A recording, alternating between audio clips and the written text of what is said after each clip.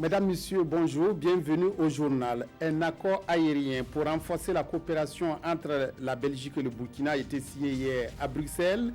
Il s'agit par cet accord de sécuriser les activités de Bruxelles Airlines au Burkina, mais aussi d'ouvrir le ciel belge à Air Burkina.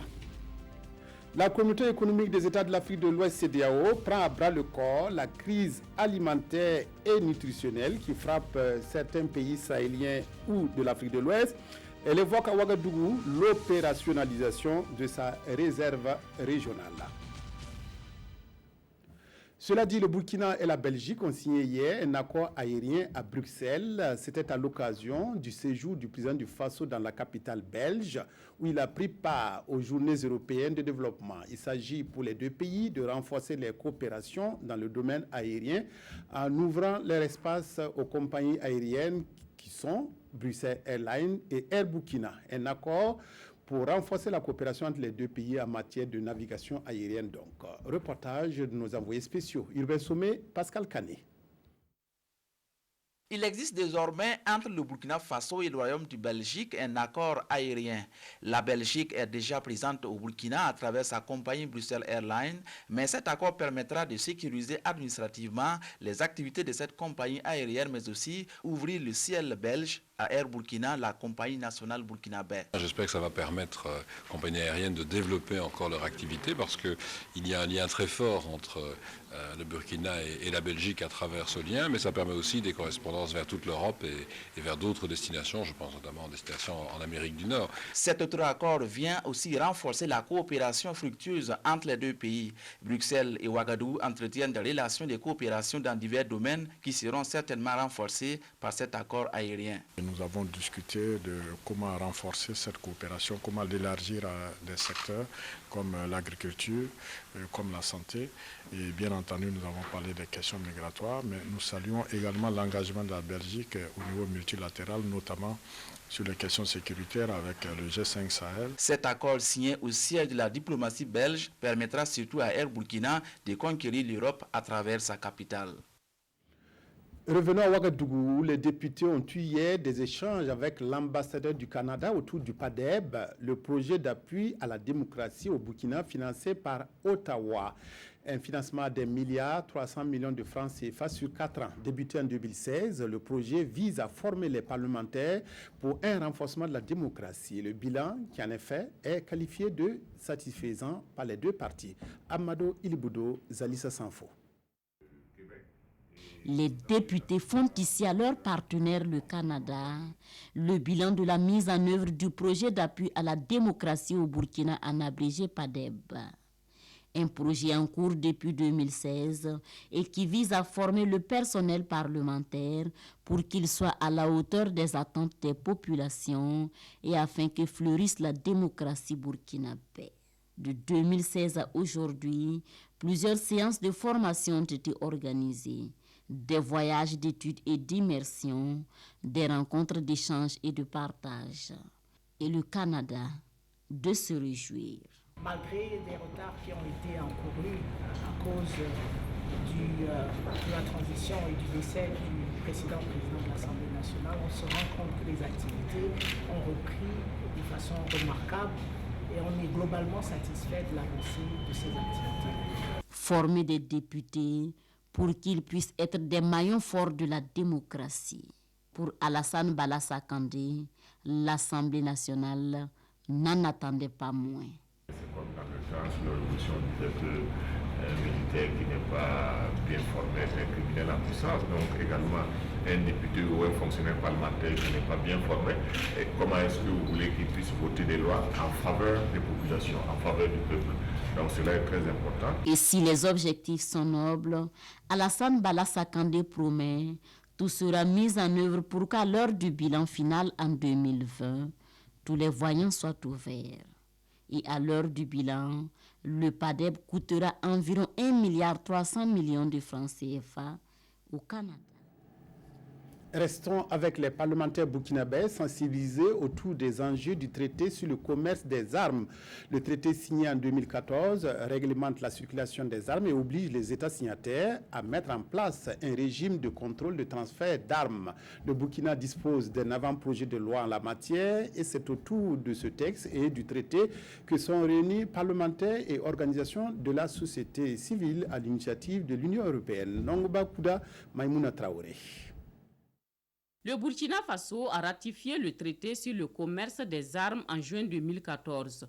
Depuis cette date, beaucoup d'activités ont été entreprises pour une large compréhension des acteurs nationaux sur les enjeux de ce traité qui oblige les États à plus de transparence dans les transferts d'armes. Aujourd'hui, c'est au tour des parlementaires et des représentants des organisations de la société civile d'être sensibilisés sur leur rôle dans la mise en œuvre du traité. Ce qu'on cherche, c'est d'avoir un cadre réglementaire qui permet que les commerces d'armes, qui est nécessaire pour toute une série de questions, soit possible et se fasse d'une manière correcte et contrôlée. Pour éviter ce que nous savons tous que de temps en temps arrive, c'est les détournements et que les armes arrivent ou tombent dans les pouvoirs des malfaiteurs. Le Burkina Faso dispose d'un avant-projet de loi portant mise en œuvre du traité sur le commerce des armes au Burkina Faso. Cet atelier donne l'occasion aux députés de s'approprier le document et de mieux jouer leur partition lors du vote de la loi. Cet atelier est le bienvenu en ce sens que les députés, il faut les former à les sensibiliser d'abord à la dangerosité de la circulation des armements et ensuite les préparer pour aborder le projet de loi une fois arrivé sur la table à l'Assemblée nationale. Le Burkina Faso bénéficie de l'accompagnement de l'Union européenne. Au cours de leur séjour, ces experts devraient élaborer de concert avec les acteurs nationaux une feuille de route pour les activités à mener au cours des 3 prochaines années.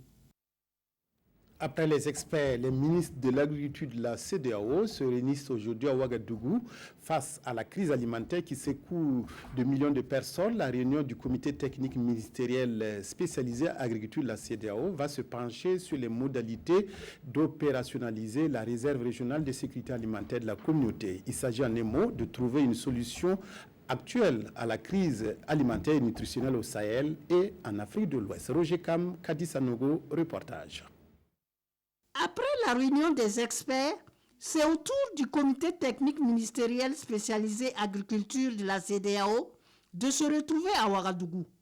Cette rencontre de haut niveau, qui réunit les ministres en charge de l'agriculture de l'espace CEDEAO, est une opportunité pour examiner et valider, entre autres, la mise en place des organes de gouvernance et les mesures de réponse communes à la crise alimentaire et nutritionnelle qui sévit actuellement dans la région. C'est une situation difficile dans la région qui est caractérisée déjà par plus de 7 millions de personnes qui sont en situation d'insécurité alimentaire dans les régions du Sahel, mais également du nord-est du Nigeria, qui sont durement frappés par cette insécurité alimentaire.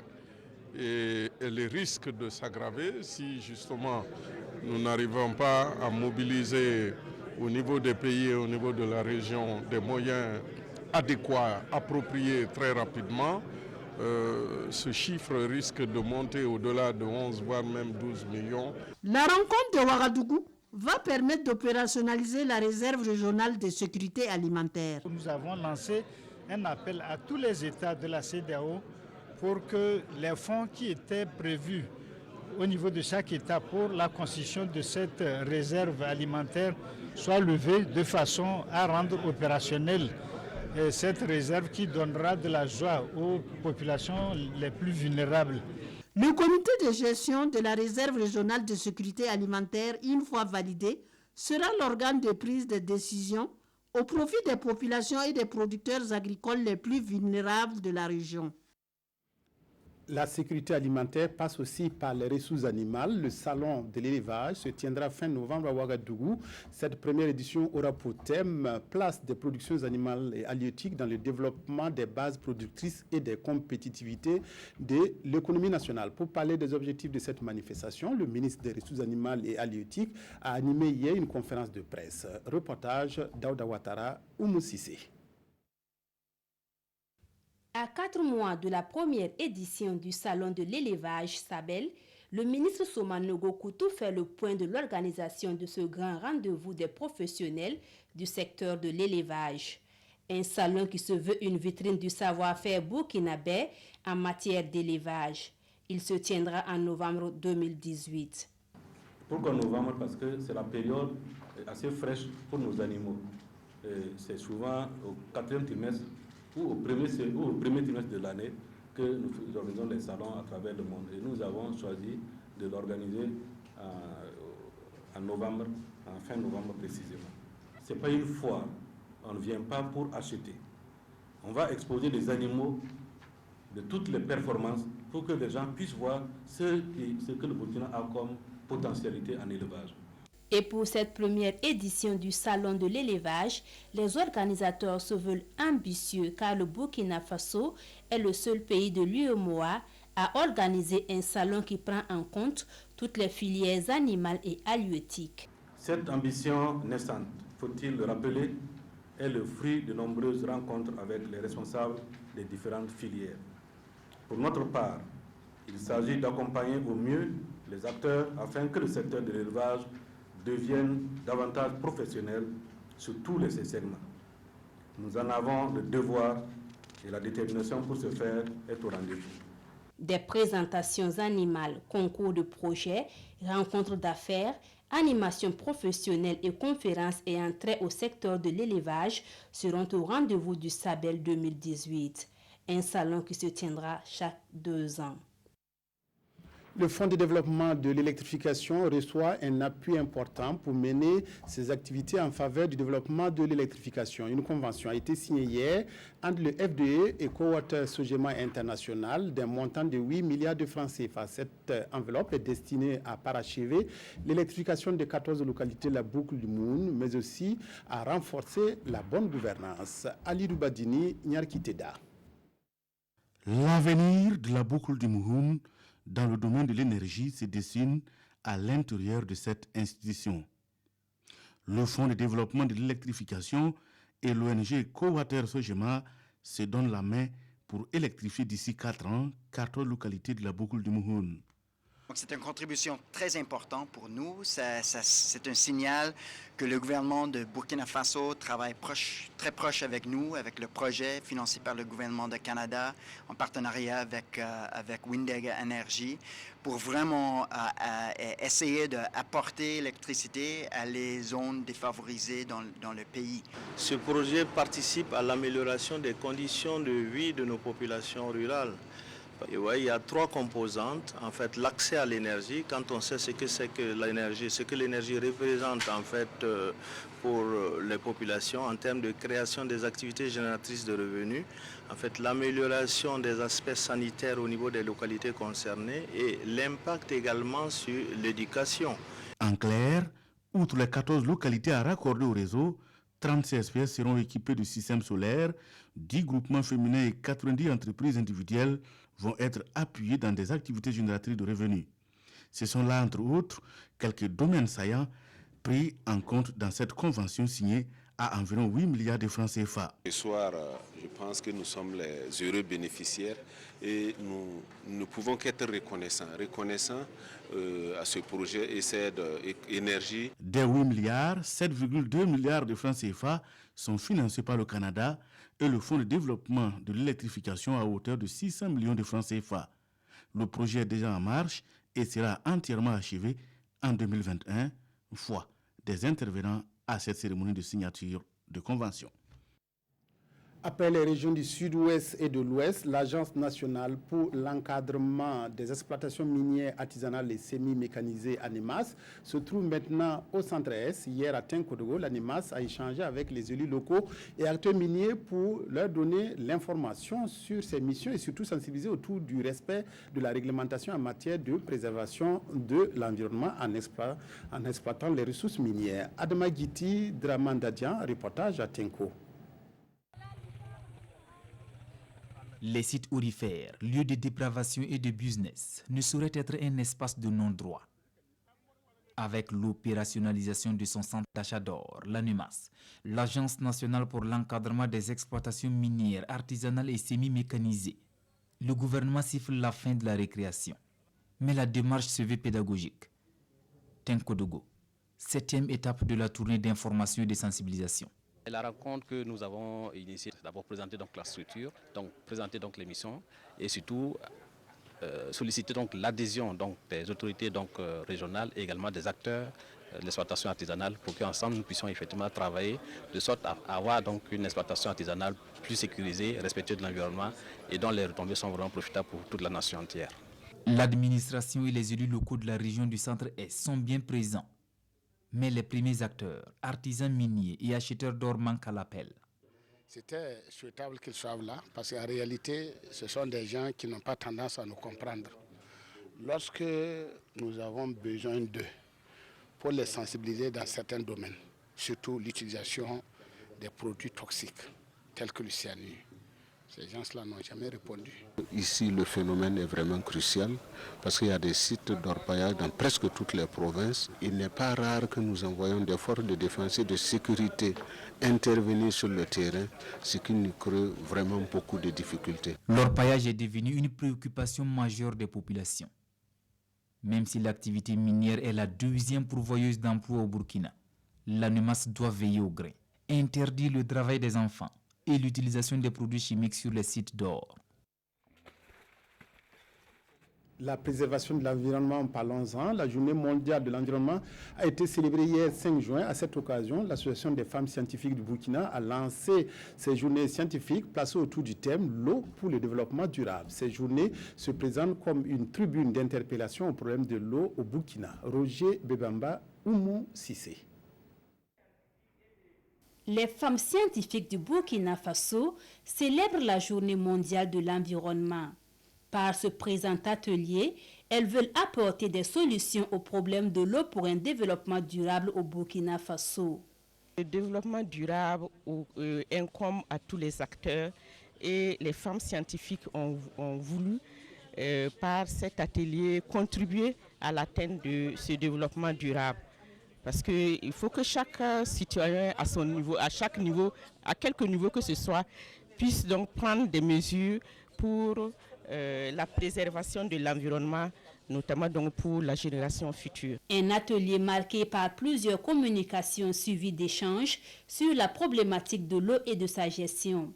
L'initiative est soutenue par le ministère de l'Environnement. Pour nous, c'était non seulement d'accompagner les scientifiques qui disent scientifique, dit recherche et recherche pour le développement, surtout des questions liées à l'eau et également à la gestion des déchets. Donc pour nous, c'est un acte à saluer de savoir que ceux qui ont la capacité de réfléchir, de proposer des solutions innovantes au Burkina Faso pensent à un certain nombre de questions telles que la question de l'eau pour qu'ensemble nous jubilons bien sûr cette gestion rationnelle, durable pour le bonheur des populations présentes bien sûr et futures. L'Association des femmes scientifiques du Burkina Faso est une organisation de la société civile. Créée en 1996, elle poursuit les objectifs de promotion des jeunes filles et des femmes scientifiques et la valorisation de leur production scientifique.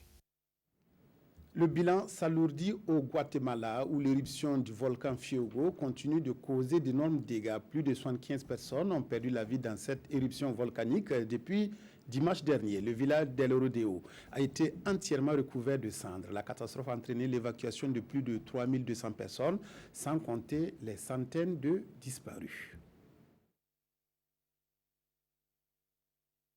Voilà tout ce qu'il reste du village d'El Rodeo au Guatemala, entièrement recouvert de cendres. Un paysage lunaire qui traduit l'ampleur des dégâts causés par l'éruption du volcan Fuego. Et l'activité volcanique continue d'augmenter. Mardi, une forte explosion a contraint les autorités à évacuer 7 villages situés sur le flanc du volcan.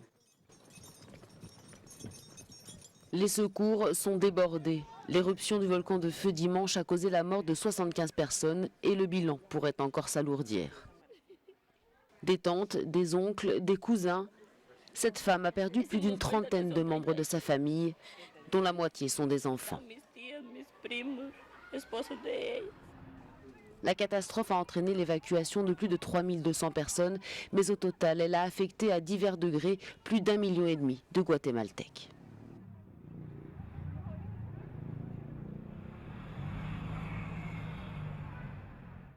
Le point de presse du gouvernement fait la une de tous les journaux de ce mercredi. La sortie des 3 membres du gouvernement sonne comme un appel à la raison en direction des agents de la fonction publique qui multiplient les grèves. La revue de presse avec Vincent Tiendré-Bégo. Fonctionnaires de l'État, les salaires de juin seront payés, mais jusqu'à quand? Celle qui détient la bourse ne le sait. Allons-nous alors vers la catastrophe, se demande le journal Aujourd'hui au Faso. De l'avis du ministre de l'Économie, des Finances et du Développement, la situation est très préoccupante. Lorsque 50% des recettes fiscales sont utilisées pour payer seulement des salaires, il y a lieu de se poser des questions. Pendant ce temps, la performance en matière de mobilisation des ressources n'est plus au rendez-vous, ajoute Rosine Koulibaly. Conséquence d'un mouvement syndical en pleine activité. Et comme l'indique l'observateur Palaga, l'agenda des syndicats du ministère de l'Économie et des Finances s'annonce très chargé pour ce mois de juin. À peine sorti d'un débrayage de 5 jours fin mai, qu'un sit-in est prévu du 4 au 8 et du 11 au 15, des grèves du 18 au 22 et du 25 au 29 juin. Selon le gouvernement, les négociations ont connu des avancées, sauf qu'elles butent sur un point désigné par le terme « statut sécurisant pour les agents du ministère de l'Économie et des Finances ». Ce point sera discuté lors de la conférence sur la remise à plat du système de rémunération prévue du 12 au 14 juin. Mais le ministre de la fonction publique, Seni Ouedraogo, affiche déjà un principe. Il ne devrait plus y avoir de super travailleurs de l'État. Et les fonctionnaires doivent s'attendre à ce qu'on rabote certains de leurs avantages, peut-on lire dans l'Obs. Et Rosine Koulibaly de citer Thomas Sankara, entre donner du champagne à quelques-uns et de l'eau à tout le monde, il y a un choix à faire. C'est ce que reprend d'ailleurs Citoyen à sa une. Là, le porte-parole du gouvernement affirme qu'il faut garder à l'esprit que le budget doit servir au développement commun et que les revendications salariales doivent être les plus justes possibles et tenir compte de la réalité. Et pour le pays, ça grogne vraiment au ministère de l'Économie et des Finances, mais Dame Rosine Koulibaly n'entend pas reculer. Merci d'avoir suivi le journal qui s'achève. Excellent après-midi à toutes et à tous en compagnie de la RTB.